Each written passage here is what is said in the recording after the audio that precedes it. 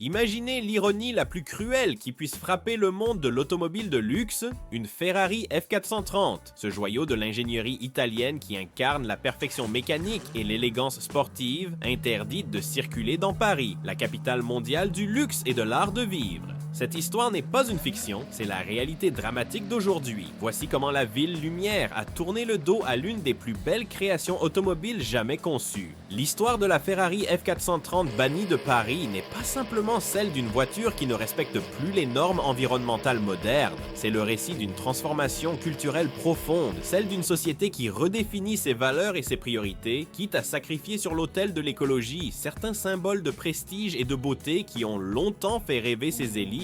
Pour comprendre cette tragédie moderne, nous devons remonter aux origines de cette extraordinaire automobile et à l'époque dorée où elle régnait sur les boulevards parisiens. La Ferrari F430 a vu le jour en 2004, présentée au Salon de Paris dans une ironie du sort que personne ne pouvait alors imaginer. Elle était l'héritière directe de la 360 Modena, mais représentait bien plus qu'une simple évolution. C'était une révolution technologique et esthétique qui incarnait tout le savoir-faire de Maranello, à l'aube du nouveau millénaire. Dans cette même ville de Paris qui l'accueillait triomphalement au salon automobile, elle serait 20 ans plus tard déclarée persona non grata. Sous le capot de la F430 battait le cœur de ce qui était alors considéré comme l'un des moteurs les plus aboutis jamais produits par Ferrari, un V8 de 4,3 litres développant 490 chevaux. Ce n'était pas seulement un moteur, c'était une symphonie mécanique qui traduisait en son et en sensation toute l'expertise accumulée par Ferrari depuis sa fondation. Chaque accélération était un concert, chaque montée en régime une déclaration d'amour à l'art automobile italien. Le design de la F430, signé par le bureau d'études de Ferrari en collaboration avec Pininfarina, était d'une pureté absolue, ses lignes tendues qui partirent de la calandre caractéristique pour s'épanouir sur les flancs y sculptés, ses prises d'air latérales qui rappelaient l'héritage Formula 1, ses 4 sorties d'échappement rondes qui signaient immédiatement son appartenance à la famille Ferrari. Tout concourait à faire de cette automobile un objet de désir absolu. Dès son arrivée sur le marché français en 2005, la F430 conquit immédiatement le cœur des amateurs parisiens d'automobiles d'exception. Paris, avec ses larges avenues haussmanniennes, ses places prestigieuses et son art de vivre raffiné, semblait le théâtre idéal pour cette reine des routes. Voir une F430 rouge Ferrari remonter les Champs-Élysées ou traverser la place Vendôme était devenu un spectacle presque quotidien qui enchantait les passants et les touristes. Les propriétaires parisiens de F430 formaient une aristocratie automobile particulière. Entrepreneurs à succès, artistes reconnus, héritiers de grandes fortunes, collectionneurs passionnés, tous partageaient cette passion pour l'excellence mécanique italienne et le prestige qu'elle conférait. Les dimanches matins, les rassemblements improvisés au bois de Boulogne ou sur l'esplanade des Invalides étaient devenus des événements sociaux où se mêlaient amour de l'automobile et art de vivre à la française. Mais Paris commençait déjà à changer, porté par une prise de conscience environnementale grandissante et une nouvelle vision de la mobilité urbaine. La capitale française, toujours à l'avant-garde des transformations sociales, s'apprêtait à devenir le laboratoire européen des politiques de transport durable. Ce qui semblait n'être que des ajustements mineurs allait se transformer en révolution qui bouleverserait l'écosystème automobile parisien. Les premières mesures environnementales arrivèrent de manière presque imperceptible. L'introduction des vignettes critères en 2016 semblait n'être qu'une formalité administrative de plus, une pastille colorée à coller sur le pare-brise pour classifier les véhicules selon leurs émissions polluantes. Peu de propriétaires de F430 réalisaient alors que cette petite vignette grise allait sonner le glas de leur liberté de circulation dans la capitale. La F430, avec sa motorisation d'avant l'ère des normes environnementales strictes, se retrouva classée critère 3, une catégorie qui la plaçait déjà dans le collimateur des futures restrictions. Pour une voiture qui avait représenté le summum de la technologie automobile en 2004, se voir étiquetée comme polluante était déjà un camouflet. Mais ce n'était que le début d'un calvaire administratif et réglementaire qui allait s'intensifier d'année en année. Paris, sous l'impulsion de ses élus écologistes, accéléra sa transformation en ville verte. La zone à faibles émissions, d'abord limitée aux véhicules les plus anciens, s'étendit progressivement en surface et se durcit en critères d'accès. Ce qui n'était au départ qu'une mesure d'urgence lors des pics de pollution devint une politique permanente de restriction de la circulation automobile. L'ironie de la situation commençait à devenir évidente. Paris, ville lumière qui avait toujours attiré le luxe et l'excellence du monde entier, fermait ses portes à l'une des expressions les plus raffinées de l'art automobile. Une Ferrari F430, symbole d'excellence italienne et de réussite sociale, ne pouvait plus circuler librement dans la ville qui incarnait le raffinement et l'art de vivre européen. La première restriction majeure arriva en 2019 avec l'interdiction des véhicules critères 4 et 5 dans la ZFE parisienne. Bien que la F430 fût classée critère 3, l'écriture était déjà sur le mur. Cette classification la mettait directement dans la ligne de mire des prochaines restrictions. Les propriétaires de F430 comprirent qu'ils vivaient sur du temps emprunté. Le coup de grâce arriva avec l'annonce du calendrier d'extension de la ZFE. D'ici 2025, tous les véhicules critère 3 seraient bannis du Grand Paris, transformant de facto la F430 en voiture de banlieue. Pour des propriétaires qui avaient investi parfois plus de 200 000 € dans ce qu'ils considéraient comme un chef-d'œuvre roulant. C'était un coup terrible qui remettait en question toute la logique de leur acquisition. L'impact sur la vie quotidienne des propriétaires de F430 fut immédiat et dramatique. Comment justifier de posséder une Ferrari si on ne peut plus l'utiliser pour se rendre à son bureau dans le 8e arrondissement, pour aller dîner dans un restaurant étoilé de Saint-Germain ou simplement pour le plaisir de rouler sur les quais de Seine? La F430 se transformait progressivement de symbole de liberté en objet de contrainte. Les valeurs immobilières commencèrent à refléter cette nouvelle réalité. Les garages sécurisés dans Paris intramuros, traditionnellement très recherchés par les propriétaires de voitures de collection, virent leur attractivité diminuer. À quoi bon payer des fortunes pour un parking dans le 16e arrondissement si votre Ferrari ne peut plus en sortir pour circuler dans Paris? Le marché de l'occasion révéla cruellement l'impact de ces restrictions. Les Ferrari F430 à vendre à Paris affichaient des prix inférieurs à celles proposées en province ou dans les pays voisins. L'argument de la voiture parisienne, qui était autrefois un gage de qualité et de prestige, devenait un handicap commercial. C'était l'inversion complète d'un paradigme qui avait prévalu pendant des décennies. Certains propriétaires tentèrent des solutions créatives pour contourner les restrictions.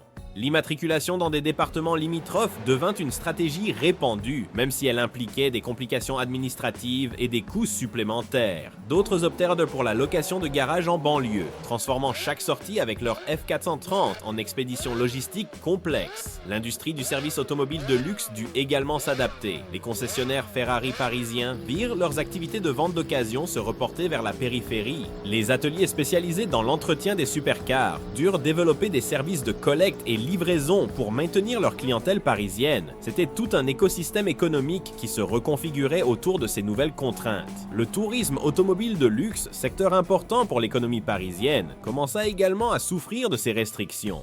Les tours organisés avec des voitures d'exception, les locations de Ferrari pour des événements spéciaux, les rallyes touristiques qui traversaient Paris. Toute cette industrie dut repenser ses offres pour s'adapter aux nouvelles réglementations. Les hôtels de luxe parisiens, habitués à voir leurs clients fortunés arriver au volant de leurs supercars, durent modifier leurs services de voiturier. Comment expliquer à un client international possédant une F430 qu'il ne peut pas utiliser sa voiture pour visiter Paris? C'était un problème d'image et de service qui touchait au cœur du positionnement luxe de la capitale française. La presse automobile internationale ne manqua pas de souligner l'ironie de la situation. Des magazines spécialisés du monde entier racontaient l'histoire de Paris, capitale du luxe, qui fermait ses portes aux voitures de luxe. L'image de la France comme terre d'accueil de l'excellence et de l'art de vivre en prenait un coup, remplacée par celle d'un pays rigide et dogmatique dans son approche environnementale. Ferrari elle-même se retrouva dans une position délicate. Comment promouvoir ses voitures en France quand la capitale les bannit progressivement? Les campagnes publicitaires durent être repensées, les événements de présentation délocalisés et la stratégie commerciale adaptée à cette nouvelle donne. C'était un défi marketing sans précédent pour une marque habituée à être désirée partout dans le monde. Les clubs Ferrari parisiens enregistrèrent un exode massif de leurs membres vers la province ou l'étranger. Les rassemblements dominicaux qui animaient la vie sociale automobile parisienne se déplacèrent vers des destinations de banlieues moins prestigieuses. C'était la fin d'une époque, la disparition d'une culture automobile urbaine qui avait marqué des générations d'amateurs. Parallèlement, un marché noir informel se développa autour des autorisations spéciales et des dérogations temporaires. Certains organisateurs d'événements promettèrent des solutions pour faire circuler des F430 dans Paris lors d'occasions spéciales, moyennant des tarifs prohibitifs et des garanties douteuses. C'était la preuve que la demande existait toujours, mais qu'elle était contrainte par des réglementations de plus en plus strictes. La pandémie de Covid-19 offrit une parenthèse inattendue dans cette escalade réglementaire. Avec les confinements et les restrictions de déplacement, la question de la circulation des voitures de sport devint temporairement secondaire. Mais cette pause ne fit que retarder l'inévitable. À la sortie de la crise sanitaire, les politiques environnementales reprirent de plus belle. L'année 2023 marqua un tournant décisif avec l'extension de la ZFE à l'ensemble du Grand Paris et le durcissement des critères d'accès. Les véhicules Critère 3, dont faisaient de partie les F430, se retrouvèrent définitivement bannis de la quasi-totalité de l'agglomération parisienne. C'était l'acte de décès officiel de la présence Ferrari dans la capitale française. Les conséquences psychologiques sur les propriétaires furent considérables. Beaucoup décrivirent un sentiment de dépossession, comme si on leur avait retiré une part de leur identité. La F430 n'était pas qu'une voiture pour eux, c'était un symbole de réussite, un objet de passion, une œuvre d'art mécanique. La voir reléguée au statut de paria urbain était vécue comme une injustice profonde. Certains propriétaires développèrent des comportements compulsifs, sortant leur F430 uniquement de nuit ou aux heures de faible contrôle, transformant chaque utilisation en acte de rébellion silencieuse. D'autres optèrent pour la fuite, vendant leur passion pour émigrer vers des régions ou des pays moins restrictifs. C'était une forme d'exil choisi qui appauvrissait le paysage automobile parisien. Le marché de l'art automobile réagit en conséquence. Les F430 en parfait état de conservation commencèrent à être perçus comme des investissements à long terme, des objets de collection destinés à prendre de la valeur avec la raréfaction de leur usage urbain. Paradoxalement, leur bannissement de Paris contribuait à renforcer leur statut de bien rare et désirable. L'évolution technologique offrit quelques solutions alternatives. Les entreprises de retrofit proposèrent des conversions électriques de F430, promettant de conserver l'esthétique tout en permettant la circulation en ZFE. Mais ces solutions, outre leur coût prohibitif, soulevaient des questions d'authenticité qui divisaient la communauté des puristes. Aujourd'hui, la situation semble irréversible. Paris a fait le choix de la santé publique et de l'environnement au détriment de la diversité automobile et du prestige mécanique. Les rares F430 qui circulent encore dans la capitale le font dans l'illégalité ou bénéficient d'autorisations exceptionnelles si rares qu'elles relèvent du privilège absolu. Cette transformation pose des questions fondamentales sur l'évolution de nos sociétés urbaines. Faut-il sacrifier la beauté et la passion sur l'autel de l'écologie? Peut-on concilier préservation de l'environnement et respect du patrimoine automobile? Paris a tranché en faveur de l'air pur, mais au prix de l'appauvrissement de son paysage automobile et de la disparition d'une culture mécanique séculaire. La Ferrari F430 reste pourtant l'une des plus belles réussites de l'automobile moderne.